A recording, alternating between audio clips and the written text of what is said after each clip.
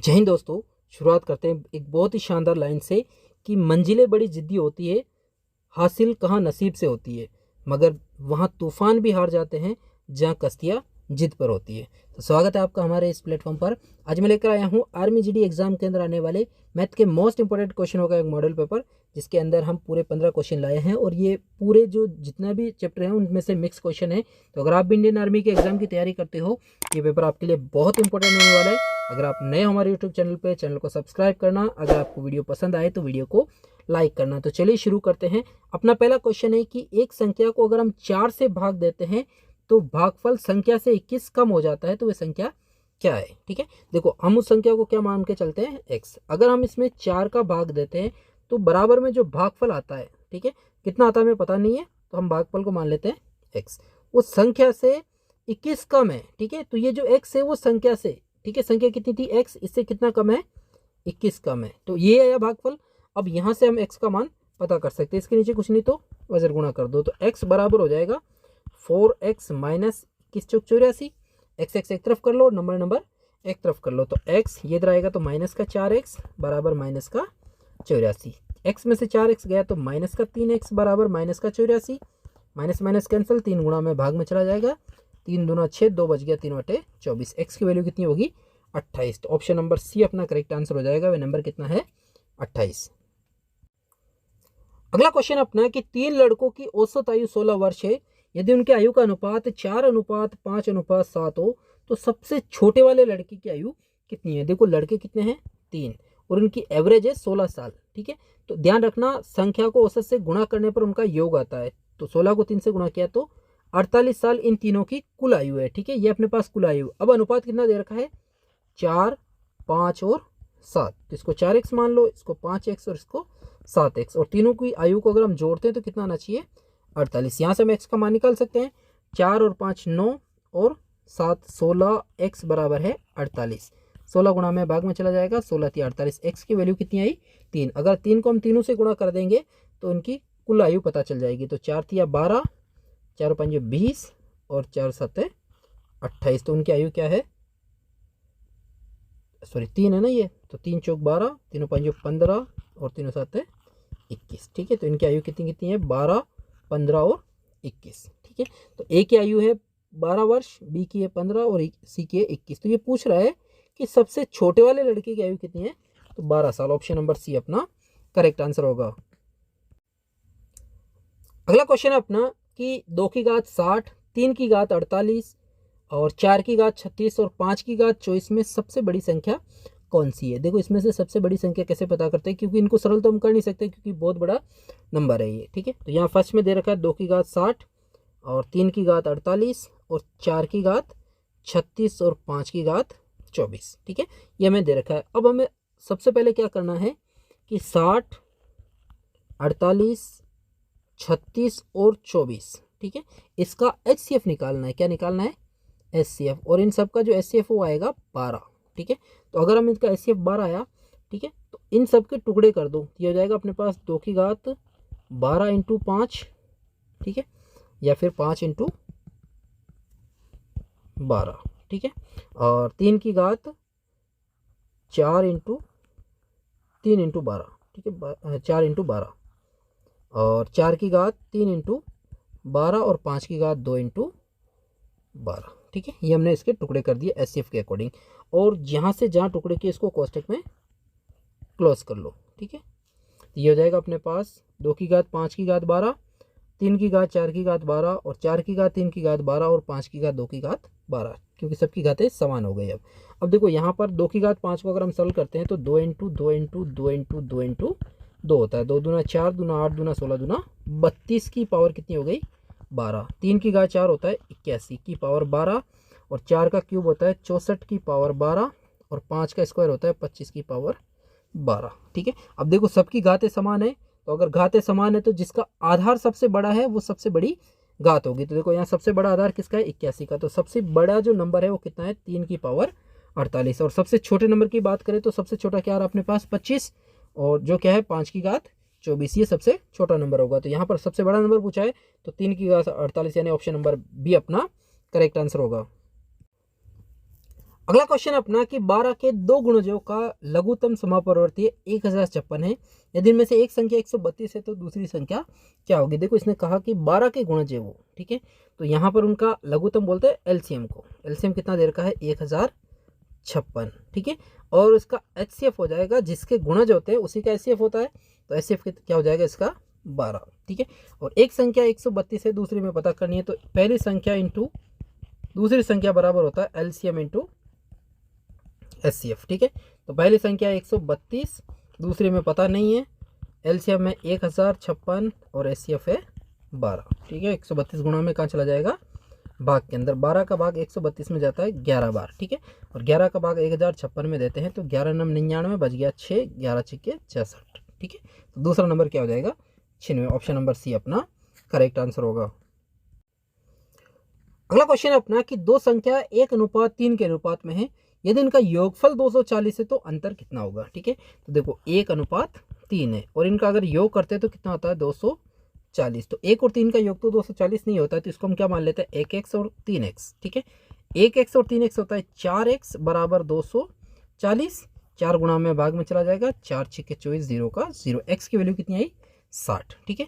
अब देखो यहाँ पर 60 को इससे गुणा करते हैं तो ये आता है 60, और 60 को 3 से गुणा किया तो 180, यानी वास्तव में दो नंबर है 60 और 180, जिनका योग 240 है। अब इनका अंतर पूछ रहा है, तो देखो 60 और 180 में अंतर कितना है 120 का, तो ऑप्शन नंबर ए अपना राइट आंसर हो जाएगा, दोनों में अंतर है 120 का। अगला क्वेश्चन अपना कि यदि 4.5 मीटर लंबी लोहे की छड़ का भार 17.1 kg है, तो इसी प्रकार की 12 मीटर लंबी छड़ का भार कितना होगा। देखो छड़ कितनी लंबी है 4.5 मीटर, तब इसका भार कितना होता है 17.1, तो इसने कहा कि अगर वो 12 मीटर लंबी होती तो भार कितना होता x, वजन गुणा कर दो इसको, ठीक है। तो x बराबर हो जाएगा 12 इंटू 17.1 बटा 4.5, ठीक है। देखो पॉइंट से पॉइंट कट गया और जो बाकी बचा उनको काट दो, ठीक है। तो 3 से कट रहा है यार, 3 एकम 3 बच गया, 1 3 5 15 और 3 चौक 12, ठीक है। और भी ये 3 से कट रहा है, 3 5 15 और ये हो जाएगा अपने पास 3 5 15, 2 बच गया, 3 7 21, ठीक है। अगर 57 को 4 से गुणा करते हैं तो 7 चौक 28, हासिल का 2, ठीक है, 5 चौक 20 और 2 22, 228 में 5 का भाग दे दो, ठीक है। 5 चौक 20 बच गया 2 और 5 चौक 25 बच गया 3, यहाँ पॉइंट या 0, 5 6 30, तो अगर वो जो छड़ है वो 12 मीटर लंबी होगी तो उसका भार कितना होगा 45.6 kg, ऑप्शन नंबर बी अपना राइट आंसर होगा। अगला क्वेश्चन अपना है कि मोहन किसी कार्य का 2/5 भाग 12 दिनों में समाप्त कर सकता है, तो शेष कार्य कितने दिनों में पूरा करेगा। देखो कितना काम कर रहा है ये 2/5 भाग, और इस 2/5 भाग को होने में कितने दिन लग रहे हैं 12 दिन। अब इस 2/5 का मतलब क्या होता है कि कुल 5 काम है उनमें से 2 भाग हो चुका है, और 2 भाग को होने में कितने दिन लगे 12 दिन। अब शेष काम, तो अगर 5 में से 2 काम हो चुका है तो कितना शेष बचा है 3/5, यानी 3 काम अभी भी बचा है, इसको कितने दिन में कर देगा वो x, वजन गुणा कर दो, तो 2x बराबर 3 इंटू 12, 2 गुणा में भाग में चला जाएगा, 2 का भाग 12 में 6 बार, 6 तिया 18, तो 18 दिन के अंदर वो बचा हुआ काम भी पूरा कर देगा, ऑप्शन नंबर बी अपना राइट आंसर हो जाएगा।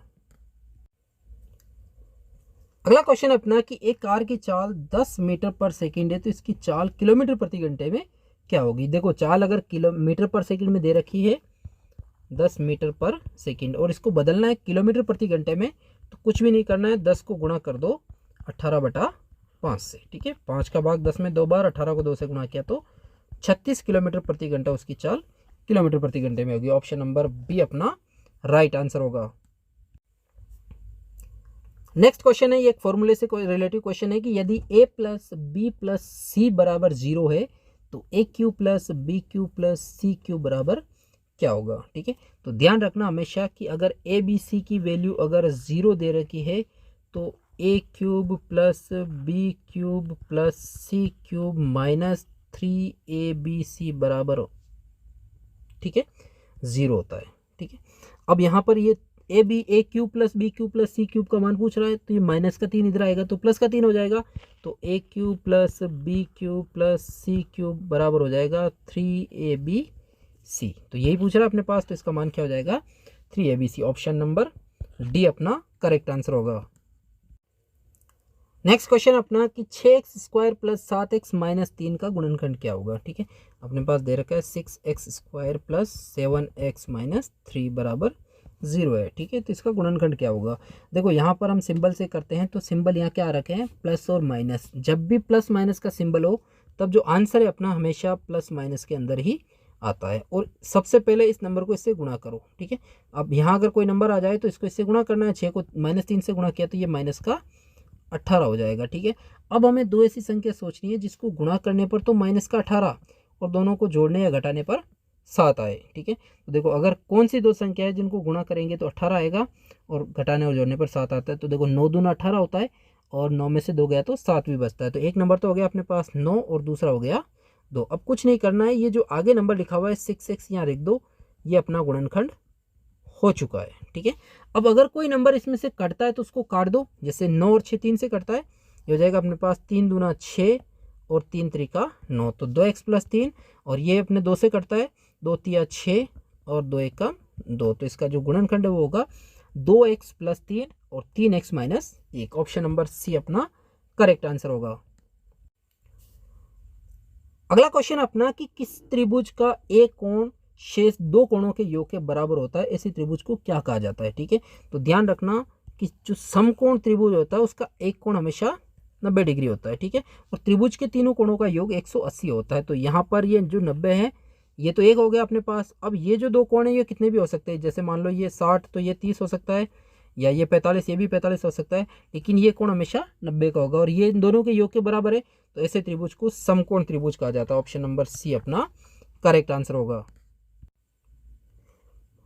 अगला क्वेश्चन अपना कि एक बेलनाकार टंकी की धारिता 1848 मीटर क्यूब है तथा इसका व्यास 14 मीटर है, तो टंकी की गहराई ज्ञात करो। ठीक है, देखो एक बेलनाकार टंकी है, इस तरीके से एक टंकी है।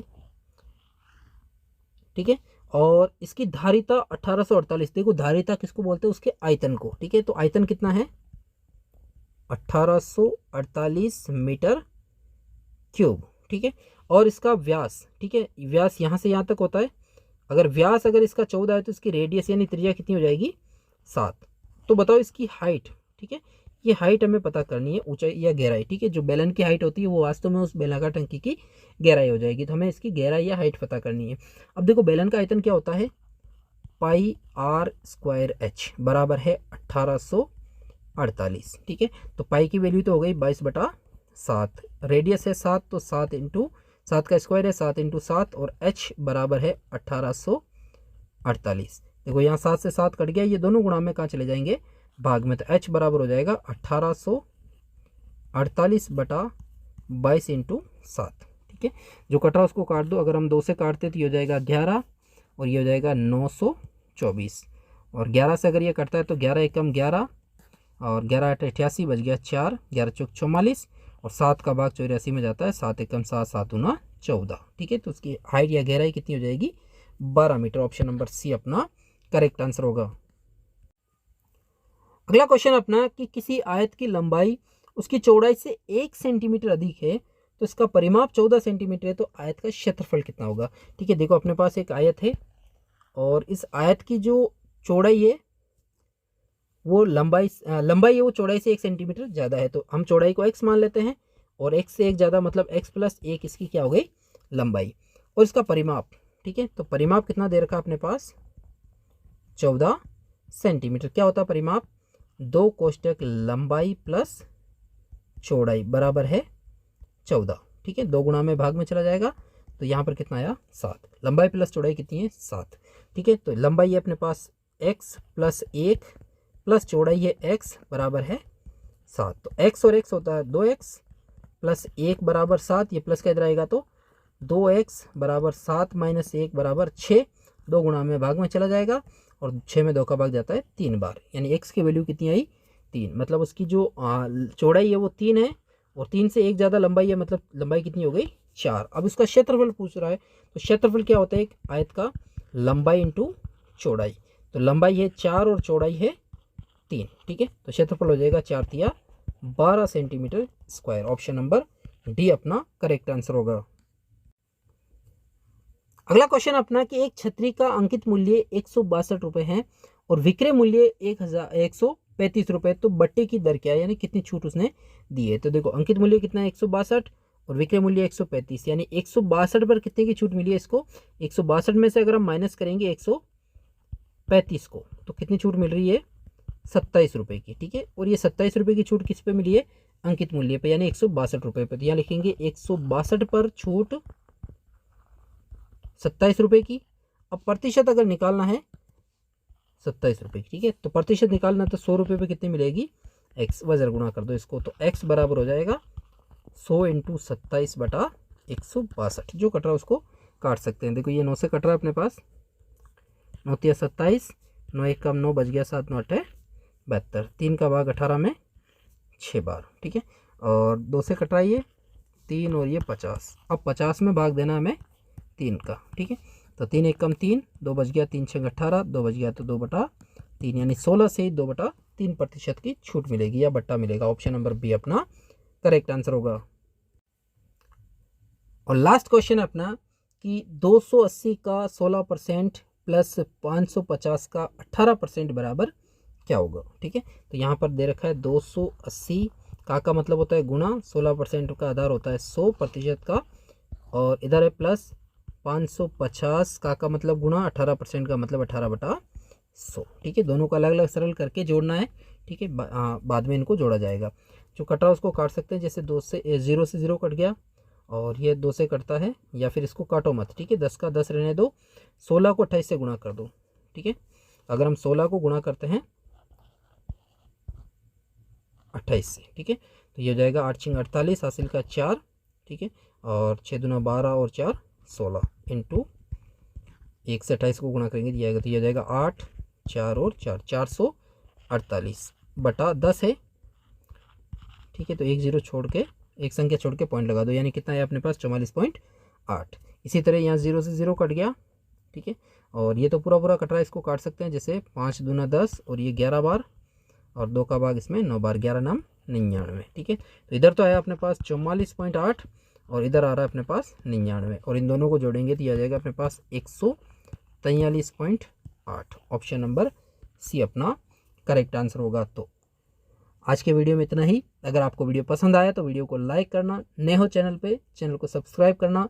मिलते हैं किसी एक और नई वीडियो के साथ, तब तक अपना ख्याल रखिए। जय हिंद, जय भारत।